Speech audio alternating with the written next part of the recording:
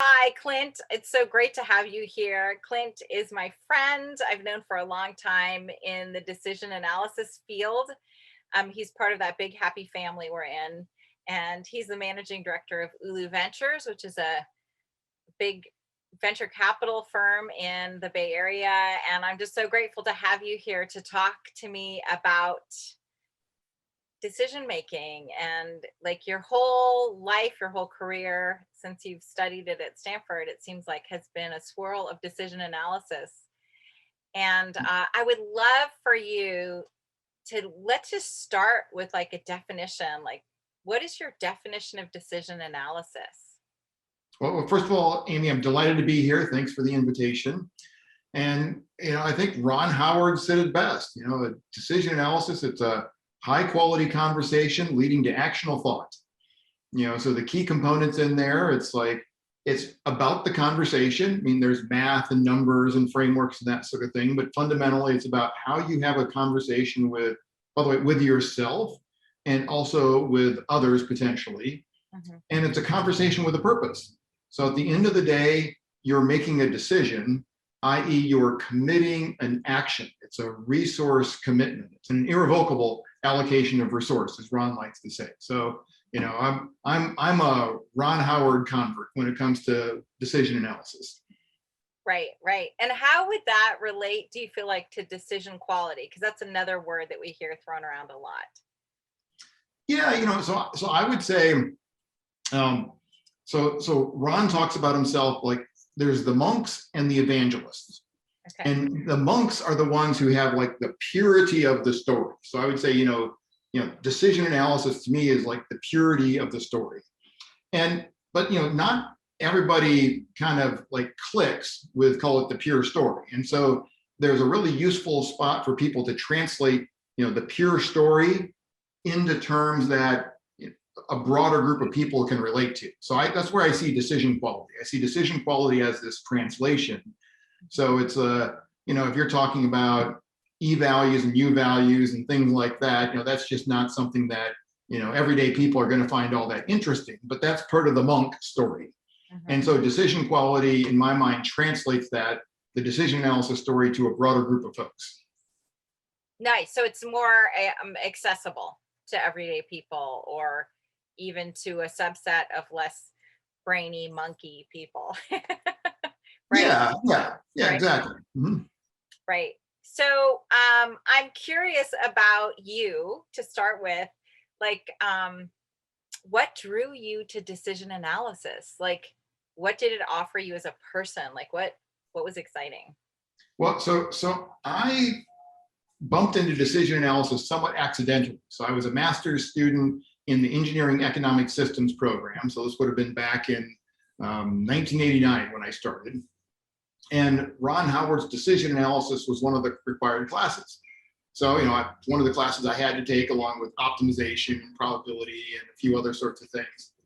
It took me one day of Ron's class to be convinced I wanted to do a PhD with him. And there was just like so many things that clicked about it for me. And, first of all, it was just a definition. So here we are in a graduate engineering class, and Ron's talking about how to have conversations with people. And, oh, by the way, how math and frameworks help you have these conversations. I was a liberal arts undergrad. So, I like this broad thinking about solving problems and so forth. And to me, like Ron just clicked off all these things that I sort of already believed, but didn't have a way to articulate. So I was a one-day convert. Right. What was your undergraduate degree in? It was math. Math. Okay. So it related, but it was liberal arts. It wasn't in the context. Right. So I went undergrad at Grinnell College, and so I took as much Russian philosophy and things like that as I did math classes. Right. Right. So you became a convert to decision analysis. In a way, it sounds like you sort of became a monk as well. You're like, I'm going to wear the robe. I can do the whole thing. And then if we fast forward, you wrote an ethics book with Ron. So you went from being sort of a student to being a co-author. Tell me just a little bit about that. Yeah, so in a lot of ways, this was one of my ways to give back to Ron for all that he's given to me. And when I look at sort of like the three big contributions that I think Ron's made to the world. So there's decision, and Ron and others, but I was Ron Howard's doctoral student, so I've got a particular affinity to Ron. So there's the decision analysis, and there's a lot written on decision analysis, and there's all the decision quality stuff that Carl and SDG have done and folks, and so there's a lot of work that's been done there. His second big body of work was his voluntary social systems, and he's got the peaceful, honest people have the right to be left alone. And I think there's less work done there from Ron's point of view, but there's a broader sort of school of thought, if you will. And so a lot of good stuff that had been written in kind of in that vein. And then the third world was ethics. And you think about Ron's point of view, you got prudential, ethical, and the legal dimensions of a decision. Prudential being decision analysis, legal being voluntary social systems, and ethics, being kind of what's right from your point of view. And it was so different than the body of literature that was out there, and none of it was written down. And so to me, it felt like, if I'm going to make a contribution in one of these areas, that's the one that, sort of there's the most opportunity to do something meaningful that's different than the current thought that's out there. Right, right. And did you, as you were writing it with Ron, I'm sure it was amazing, number one, to just spend time with Ron, unpacking ethics with him and kind of figuring out how to structure and capture all of that. Did you have moments as you were writing this book that like impacted the whole rest of your life the same way decision analysis did, that you were like, I'm never going to look at this the same? Yeah, well, in some ways, most of that change my life perspective stuff happened when I took Ron's ethics class. Mm-hmm. Oh, and then by the way, the 3 or 4 times I TA'd Ron's ethics class, it kind of like, reinforced all this. And by the time I got to the book, I'd say it wasn't about changing my perspective of the world, but it was more about like, how do I articulate my perspective and Ron's perspective in a way that connects with a broader group of folks. Mm-hmm. And so since we're just on the ethics thread, like the ethics book, it's right here, by the way. It looks like that. Right. But it talks about creating a personal code, right? And I've also heard you articulate about a personal creed, and just thinking about like pre-deciding some things for yourself about how you want to live and like who you want to be. And do you have any like insights for us just about ways to ponder these questions and how to spend time with that? Yeah, well, so first of all, I think one of the fundamental ways that Ron is different in the world of ethics compared to, by the way, folks who are ethical experts, right? Philosophers and so forth. Mm-hmm. So most people that have taken ethics courses, when they run across ethics, they come away with this is really complicated stuff, and B, it's actually not very relevant to my life, because most of the topics are things like euthanasia and strategic bombing, and if you had to kill one person to save 3, would you do it? And that's just not most people's everyday life. It's certainly not my everyday life. And so Ron really comes at it from what in your everyday life, what are the challenges that you face? And for most people, the challenges that they face, you think about, people that are here in, the United States that have good jobs and good prospects and these sorts of things. Most of their challenges are around lying and deception and keeping secrets. So this is like it's not hurting people, it's not stealing, but it's the deception, it's the lying, that sort of thing. And the tricky part is this comes up all the time. So temptations to lie or exaggerate or deceive come. And so if you were to sit there and think through all this ethical structure, does it make sense? Is it Kantian? Is it, utilitarian? These sorts of things. I mean, people just get stuck and they say, forget it. It's just way too much work. And so Ron's like, okay, there's a better approach than to both think about it for a ton of time for a small decision, and on the other side versus punting. And that's coming up with a code. And so, in advance, thinking through what kind of person you want to be and being very systematic about it, right? So it's not, there's a whole structure, and this is what the book and what Ron's class at Stanford also does, is it walks people through a structured environment. It's like, who are your ethical role models? What kind of person do you want to be? And how do you boil that down into a code so that when you face these daily temptations to lie or keep secrets or that sort of stuff, you've got a policy on what to do. So you don't have to think about it. You just, implement your policy. And then the only time you really need to think about it is when you run across something that is not covered in your ethical code. And so it takes something that's a very difficult to implement thought, ethics, and turns it into something that's very operational and requires, not a lot. I mean, the goal is it doesn't require a lot of effort. And so I start the book out with Ron. And by the way, I've had an opportunity to, teach Ron's class on ethics when he goes away on sabbatical. And when I talk to students, I show up and say, I've got a point of view on what I want my ethical code to be. That doesn't mean you need to adopt that. Matter of fact, I don't want you to adopt my code. I want you to adopt your code.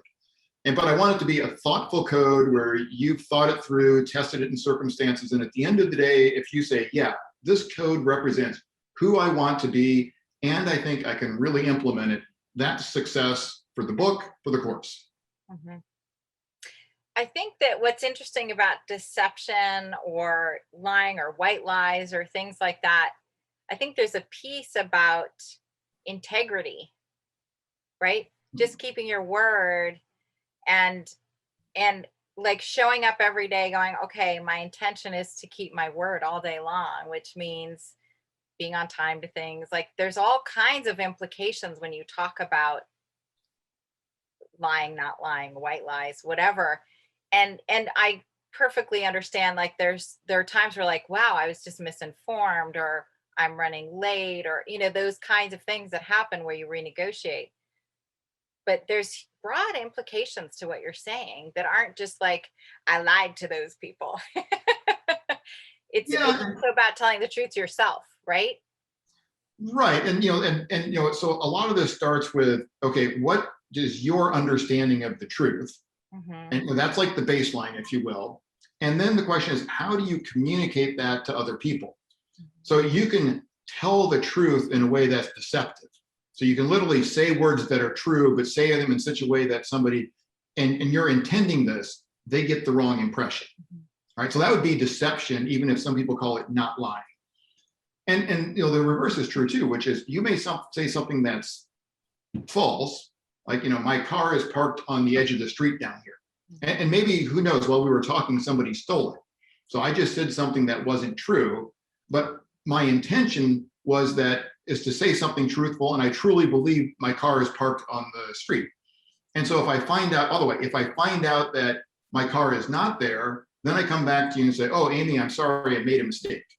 Mm-hmm. But it doesn't have the energy like I intended to deceive. See, the thing about intentions to deceive, there's a certain energy that happens that creates actually barriers in relationships, because you need to maintain that deception once you started it in order to, and whereas if it's a mistake, I can say, oh, hey, Amy, it was a mistake, and it doesn't create any conflict in our relationship.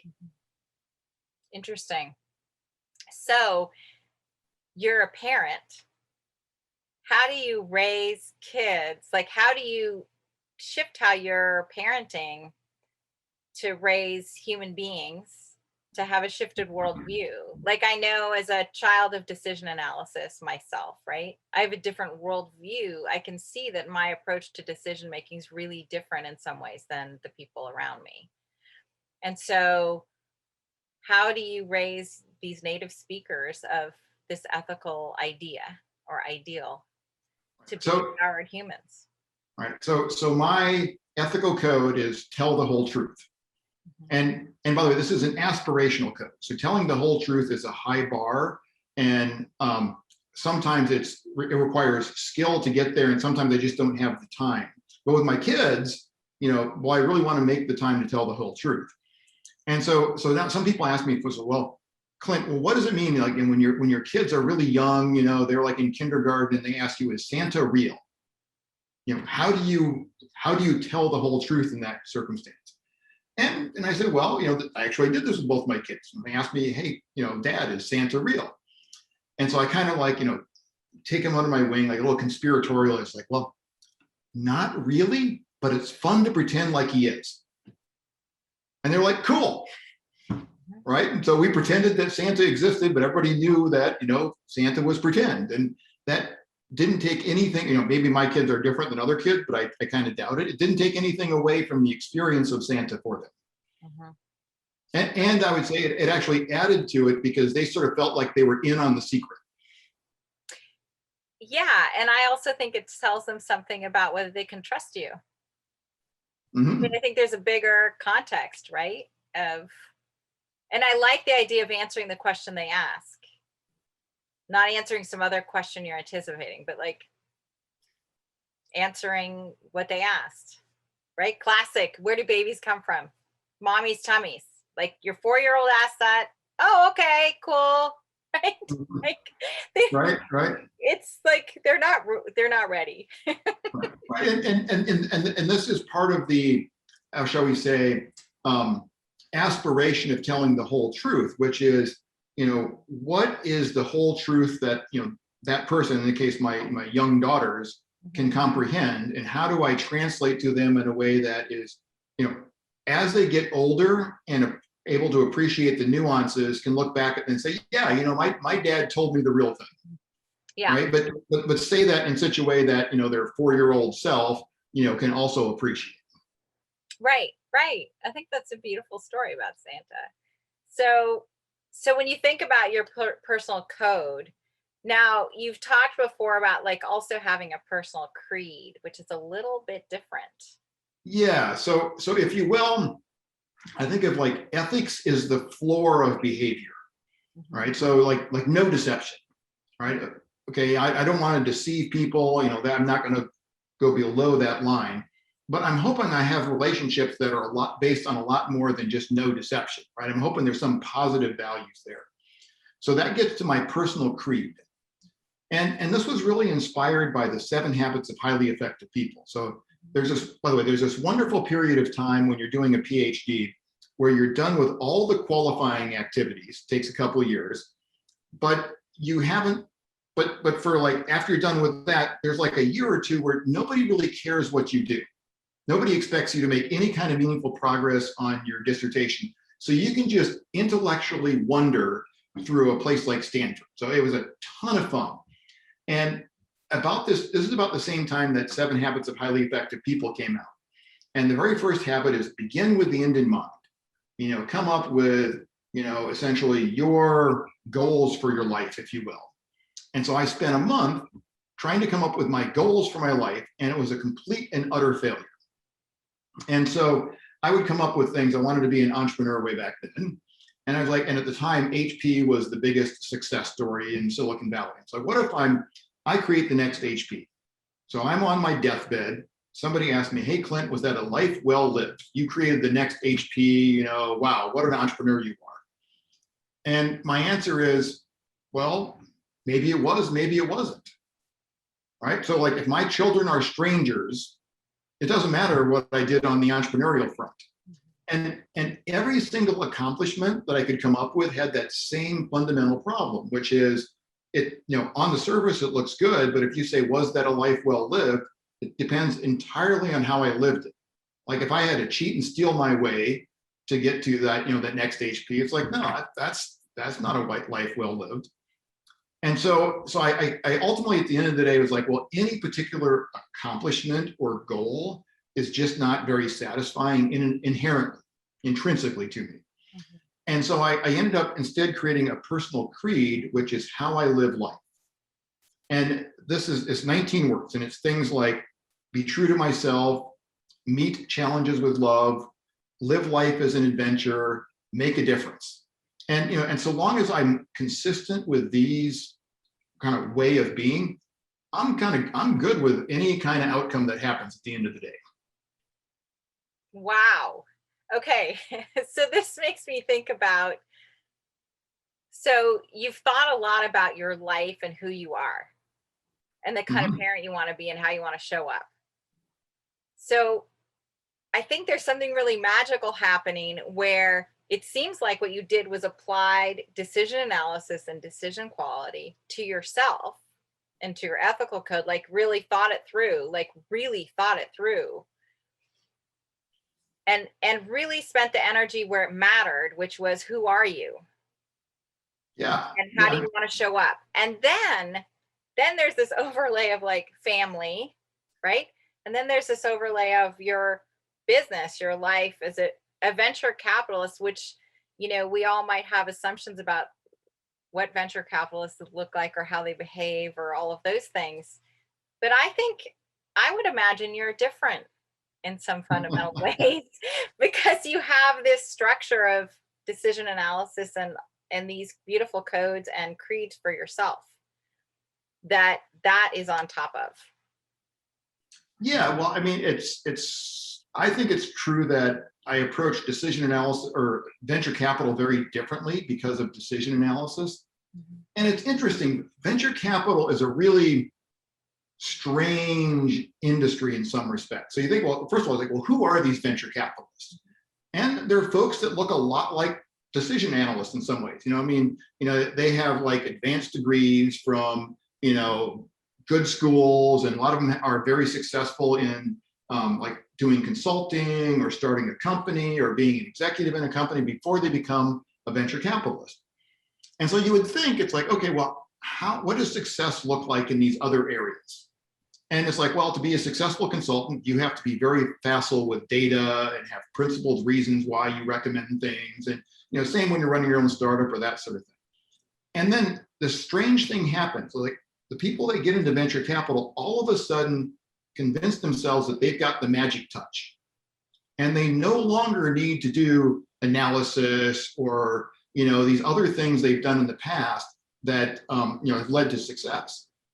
And the net result of this, and by the way, I've been in the industry 12 years, and I'm still shocked by what I see. Venture capitalists could be the poster children for cognitive bias, right? They all walk around thinking that they've got the answer, they're smarter than everybody else, and then they're pretty much immune to feedback. Well, first of all, they don't actually get a lot of real feedback from their decisions, because you make a decision in a startup company and it's 10 plus years before you find out if it's successful or not. So there's these really long time horizons before you get data feedback. And then, oh, by the way, if you do get feedback like, oh, I made 3 investments and all 3 of them failed, then venture capitalists have the story about, oh, they were just too early. In other words, I'm like so far out there in my thinking and, so innovative and whatnot that I got to hold myself back because until the rest of the world catches up, right? So it's kind of like one of these pat yourselves on the back as you're explaining away your failures. And by the way, to give venture capitalists, just a little bit of credit here, it's a really, really hard environment given the level of uncertainty. Mhm. But just to kind of give you like some number here, 2.5% of venture capital investments drive 100% of the returns in the industry. 2.5%. So essentially, the other 97.5% are essentially financially uninteresting. So you would think with 97.5% of your core investment decisions being financially uninteresting, there'd be a little bit more humility in the industry. But that is like really hard to find. My question is also like if you did the analysis and you had a process, wouldn't your returns go up? Like there's a lot of upside in 97.5%. Yep. So we think, and we've got some data to back this up, that our hit rate is twice as good as the industry average. So we think we'll bat 5%. So only 95% of our investments will be like financially uninteresting. But see, the difference is, and it's interesting, there's a huge amount of insecurity in the venture capital world. And we're fortunate to have some folks that have been in the industry for decades who are help us out as advisors and so forth. And when you get them like a few drinks into an evening conversation, they will admit that they're scared of essentially the industry changing on them in terms of the patterns for success and them not keeping up. And it's like, oh wow, how would you know that happened to you? It's like, oh well, because I made a number of investments and they were all failures. So this is like, classic from a decision analysis point of view, confusing the quality of the decision with the quality of the outcome. Mm, So just because you've made some investments that have failed does not mean you made poor quality decisions. Oh, by the way, if you're making high quality decisions, from our point of view, and 95% of your outcomes are still failures, right? You're going to see a lot more failures than you see successes. right. So from our point of view, we have a whole bunch of investments we make, they fail, and we're like, yeah, that's the industry we're in. And by the way, it's not so unusual. It's like, people in upstream oil and gas have a lot more failed wells than positive wells. People in R&D, a lot more failed clinical trials early on than successful clinical trials. So it's not so. Decision analysis is actually well equipped to be able to think this through. But like the venture capitalists out there that aren't using any data and aren't using any numbers and just have the magic touch or not, right? It's kind of sucks when you have a bunch of failures and all of a sudden you think you've lost the magic. Yeah. Yeah. So you must be like you must really love uncertainty. Yeah. I think it takes a certain personality, it's hard enough being a human being and going, life's uncertain, right? But to like invite like extreme uncertainty into your universe and thrive on it. Yeah. Well, so I guess what I'd say is, the kind of uncertainty I get to live with makes life really exciting. Okay. Right. And by the way, I also feel like because we understand essentially the odds and we've got a structure for playing the game in a smart way, it's like, I can look at, by the way, so one of the ways we play the game is we have a lot more investment than typical VC. A typical VC will make 20 investments in a portfolio. We'll have 70. Right. So we're like, 3 to 4 times more. And the reason is because this 2.5% number that I mentioned before, or 5% number if you do it well. So we can look at our large portfolio and we can be like, oh yeah, we had 30 failures. Yeah. Like that's the way the ball bounces. Oh, by the way, we had one success that paid off the fund 5 times over. Mm-hmm. Right. So it's like, as a portfolio, we can feel very confident we're going to generate great returns for our investors. And so we don't have to get all bent out of shape when we have losses in our portfolio. By the way, a really small portfolio in the typical VC will like all of a sudden come to the conclusion that they're just not good at VC anymore and they need to go do something else. Mm-hmm.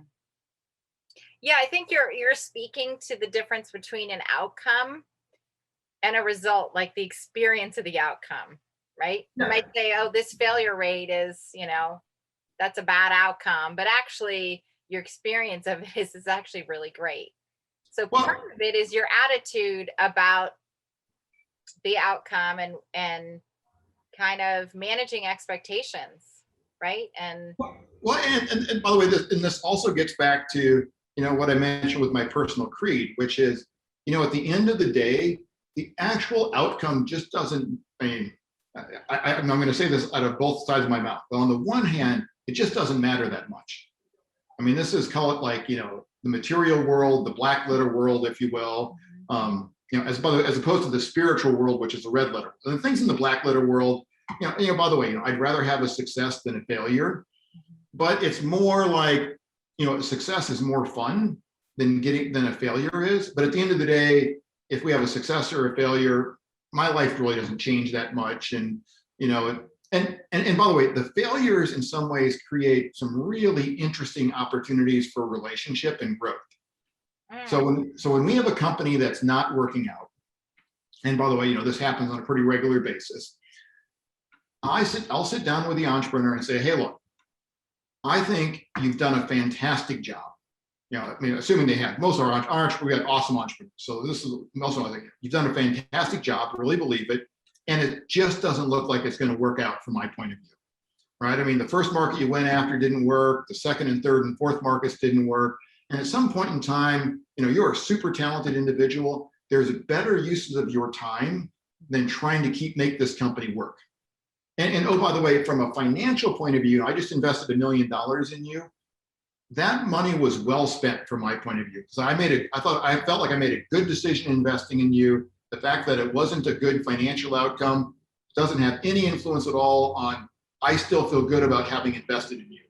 So if you want to wrap this up now and go on to your next thing, give me a call when you're ready to start the next company, and let's talk about doing something together on that. And by comparison, most VCs, when they're in this situation, and by the way, I've had VCs tell me I'm doing it the wrong way.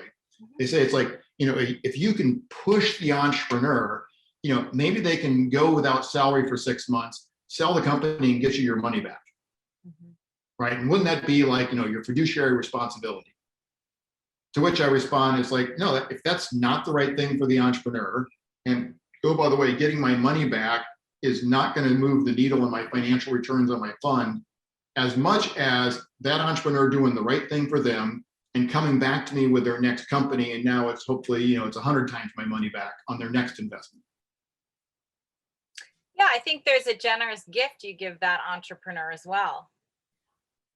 Like, yeah, it's like most of the entrepreneurs we invest in, they are actually really dreading this conversation because they're like, oh, Clint gave me $1 million and I've got nothing to show for it. Right, I'm a loser. Right?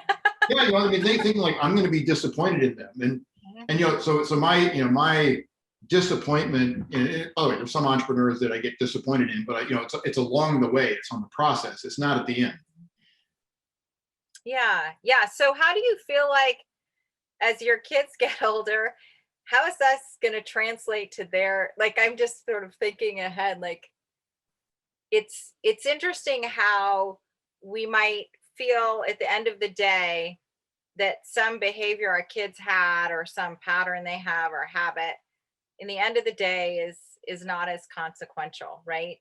But in the moment as a parent or with your life partner, you're like, this is really big, right? So I actually just went through this with my younger daughter. Oh, nice. Yeah.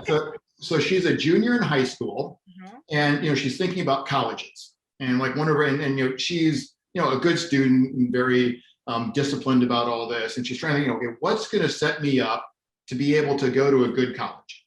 And by the way, she talked to her guidance counselors and so forth, and her guidance counselor said, you really need to take calculus, because like the best colleges want to see, students taking calculus. Well, she's okay in math. She's not great, but she would much rather take computer science, which she loves, as opposed to calculus. I mean, it's a little more nuanced than this, but I'm just going to just kind of highlight it. And so from my point of view, it's like, I think computer science is going to be much better for you long-term than calculus. Mostly, well, A, because you love computer science and calculus just isn't really doing that much for you. And B, it's kind of like computer science feels like a really generalized skill set. Whereas, I did a math major and I did a PhD in engineering, and I can't remember the last time I used calculus, right? So it's just not a practical skill set for anything that I've seen. Now, I would say calculus is kind of like a beautiful framework. It's kind of like Shakespeare, sort of like the mathematical equivalent of Shakespeare. It's like, and I think, that's one of the reasons why it's kind of like, the end goal of a lot of math classes, because it is such a beautiful thing. However, when it's taught in a crappy way, you don't appreciate the beauty. And so I'm kind of like, okay, I don't see her appreciating the beauty in the current context that she's got, and it makes no sense. And it was interesting because the guidance counselors got a little aggressive at her school. She's at a private school that's very focused on things like getting into college. And they got pretty aggressive with her about taking calculus. And so she got really worried about it. It's like, oh, wow, maybe I really should take calculus. And so we went through a similar kind of exercise. And I'm proud to say at the end of the day, she's not taking calculus, despite her guidance counselors and her teachers pushing her in this direction. Now we're recording this, right? So 10 years from now, she might be watching this and say, Dad, you steered me wrong. But we'll find out. Well, and I think, you're speaking to the road less traveled, computer science, not math and not calculus, right? But I think you're also speaking to that graduated autonomy of starting to like have self-trust, that I love this and I don't really love this. So can I trust that the things that I love are going to steer me in the right direction? Yeah, well, and and I'd say on top of that, there's stuff you love, but there's also informed decision making, right? Yeah, of course. So when the guidance counselor shows up and they say this is really important to, getting into a good college, it's like, okay, well, let's take the top 10 colleges that you're interested in, and let's go, see if we can figure out how important calculus is to any of these folks. And first of all, it wasn't required in any of them. And then when we go talk to people who is like, knew something about admissions and so forth, it felt like it was marginally beneficial, but potentially not even as beneficial as computer science. Like women in computer science is, something a lot of colleges are into. Yeah. Yeah. Well, so I think that you're also speaking to that notion of like both are academically rigorous, right?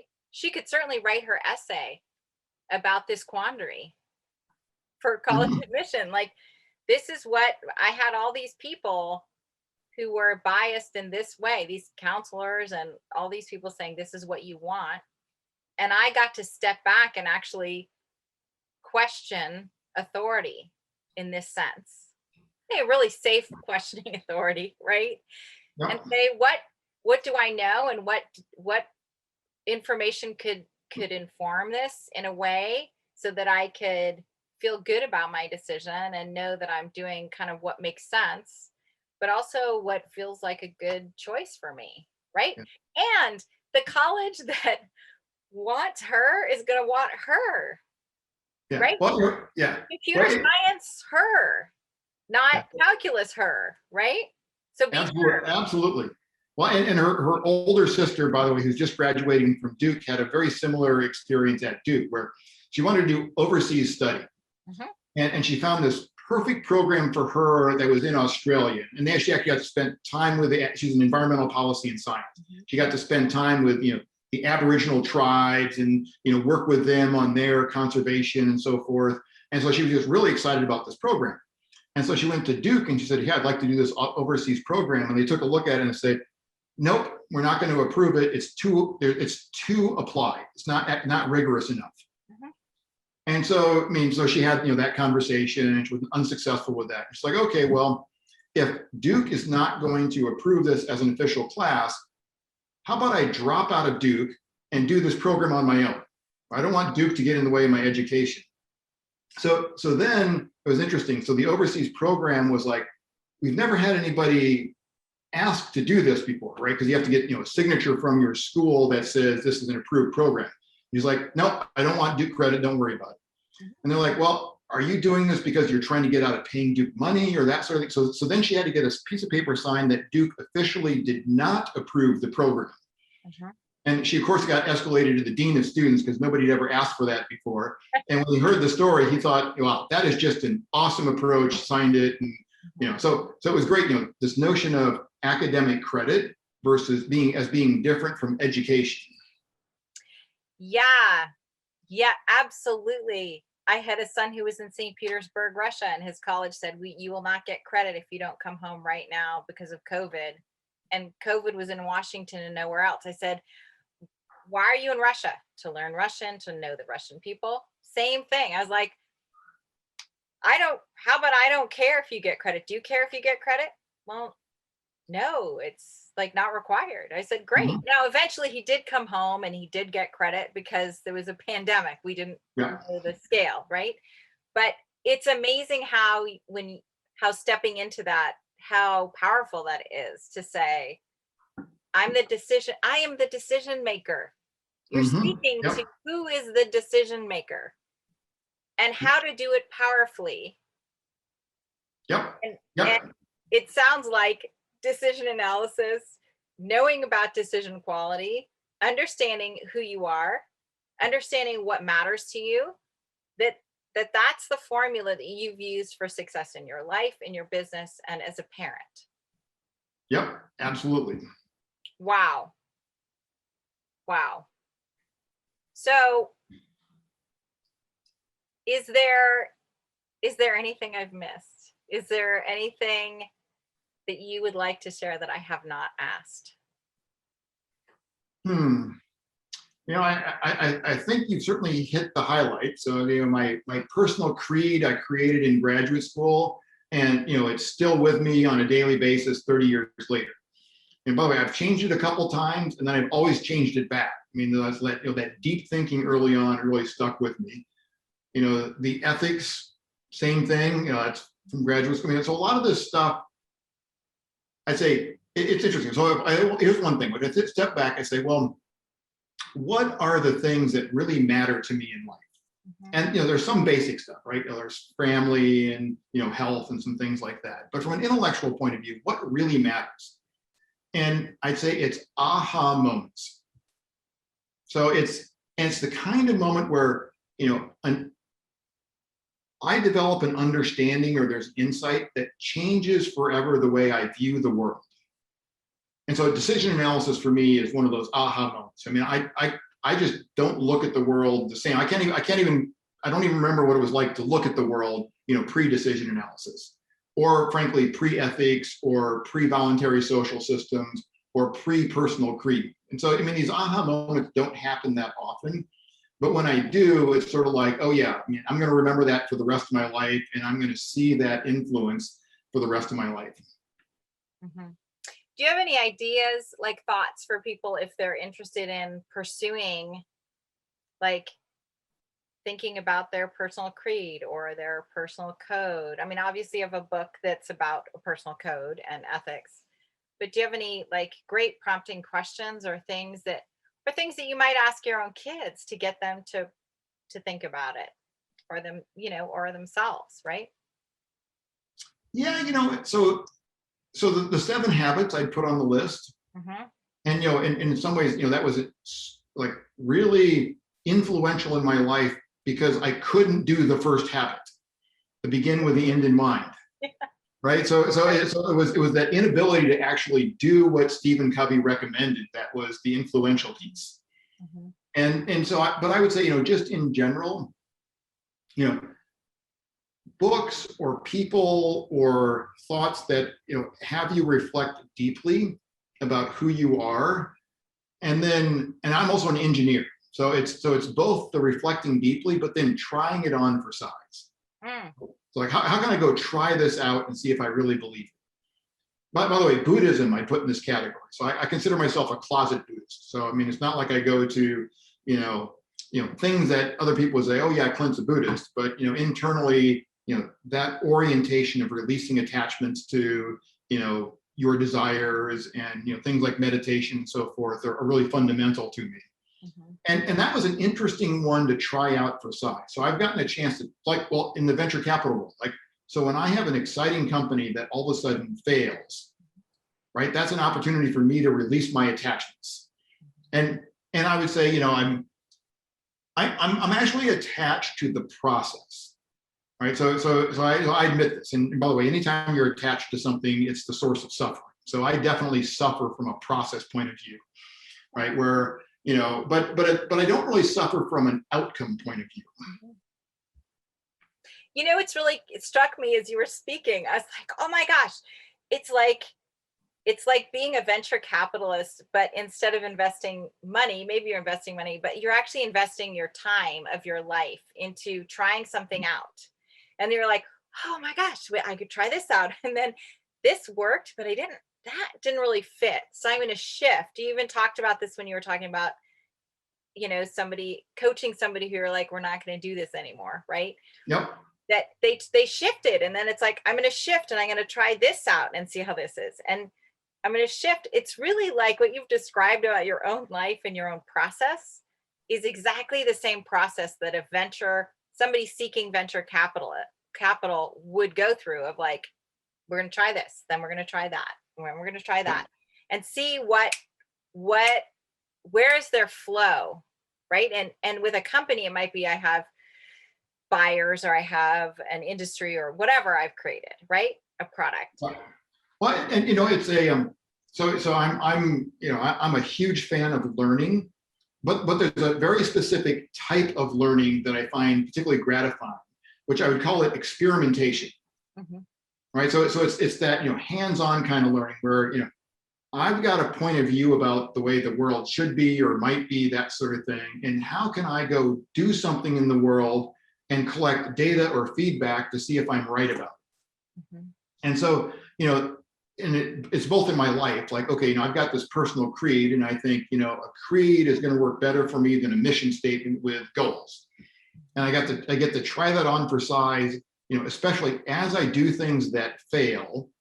By the way, I did a bunch of startup companies before I did venture capital, and they all failed. And so, and I mean, well, they paid the bills along the way, but at the end of the day, they went out of business, and that was an incredibly painful. But what was interesting is, like, reflecting back, okay, what was the painful part about it? And so I get to try on that. Well, am I really releasing my attachments to the outcome? And it's like it worked for me. I mean, so it took me a while, but at the end of the day, not having attachments to outcome really, really works for how I want to live my life. And it could have gone the other way, right? In which case I would have a different creed, or actually I might have a mission statement. I might, the Stephen Covey stuff might work for me. So it's that whole notion. That's the same thing I do in venture capital, by the way. I encourage my entrepreneurs, like, okay, you've got this hypothesis about, how you're going to make the world a better place. Like, okay, go do some tests, go run some experiments, see if you're right, see if your customers believe what you're saying, see if your technology really works, and so forth. And so that orientation of, how do I run experiments to learn about the world? It's a natural for just how I like to live, but it also happens to be a pretty effective way to show up in my venture world. Mhm. I'm wondering, when I think about outcomes and attachment to outcomes, I think about expectations, right? There's an expectation trap of, like, I'm expecting this. And so this is all I see. I don't see actually amazing things that could be happening here or here. If I Yeah. just opened my vision up a little bit and said, I'm excited to see what happens. I think this could happen, but I'm excited to see what happens. Yeah, well, and that kind of gets back to the experiments too, because a lot of these experiments are not quite so clear cut. It's not like, does the water turn blue or clear, and then I know if the chemical reaction happened. I mean, it's not that kind of experiment. Mhm. It's go talk to 100 customers and see what happens, or try on these ideas for how to live life and see what happens. But there's a nuance and subtlety to it. Mhm. So I think walking into an experiment with expectations limits the learning. Mhm. And so the question is, how can you go into these things? Can you keep the learning filter as wide as possible? Did Ron give you the child who was coloring all in black story? No. So it's in the ethics book. This is one of my favorite stories on telling the truth. Okay, tell me the story. So this was when I forget exactly the which wife was that? Probably after Polly, actually. Mhm. And so Ron was in this well, actually it was before she died, but he was in this, like, cancer support group for folks that had family members going through cancer and so forth. And there was this husband and wife who had a young son, I think it was, like really young, like kindergarten young, kind of dying of cancer. Mm. I mean, just tragic story. Yeah. And it goes like, well, one week they came in and they were really distraught. And they're like, well, what's going on and so forth. And it turns out their son was only using a black crayon to color. Right. And it's like, oh my God, what does this mean? Right. It's like, he's thinking about death, or you're just imagining these sorts of things. And Ron, kind of in standard Ron style, asks him, well, have you told your son that he's dying? And they hadn't. Mm. And so Ron kind of does his thing, and basically they sort of see the possibilities of maybe that would be like a good thing to do. And they come back the next week, like completely different orientation, and the son is now using all the different colors in the coloring. And it's like, Ron was like, oh, tell me about it, what happened? And they said, basically to the son, I'm really sorry to say, but you're dying of cancer. They said it, a little bit better than that. That's basically what they said. Mhm. And the son was like, I know. And then it was just like such a relief for the parents that they could actually really be with their son. And that's what the son was colored, why the son was coloring in black crayons, because every time his parents showed up, they felt bad. He sensed that there was something going on that made his parents feel bad, and he was worried that it was him. And once he realized that it was, oh, it's just me dying, it's not, but you love me and you want to be with me, right? Now he can color in all the colors. That's really powerful. Yeah. That's a hardcore story. Yeah. Yeah. That's big. And how assumptions that we make about how people will receive the truth, how that inhibits our ability to really connect deeply with people. Yeah, and that's really the core message behind the ethics book, which is, when you lie or deceive or do these sorts of things, the real cost is the barrier it creates between you and the person you've deceived, right? So in this case, it's between the parents and their son. Mm-hmm. And their son knows something's going on, right? I mean, who's ever being deceived, they know, they can feel it. They might not know what it is, but they can feel that something's going on. And when it's really serious, like in the case of the son with cancer, right? It's like it just becomes bigger and bigger until it shows up in these unintended ways. Wow. So we should all be drawing in color. That's the Wrong goal. color. That's right, exactly. To live life in color. Well, thank you so much for this colorful interview. I appreciate your time. I really appreciate your generosity and your time. I really appreciate you inviting me to your to the interview, Amy. Yeah.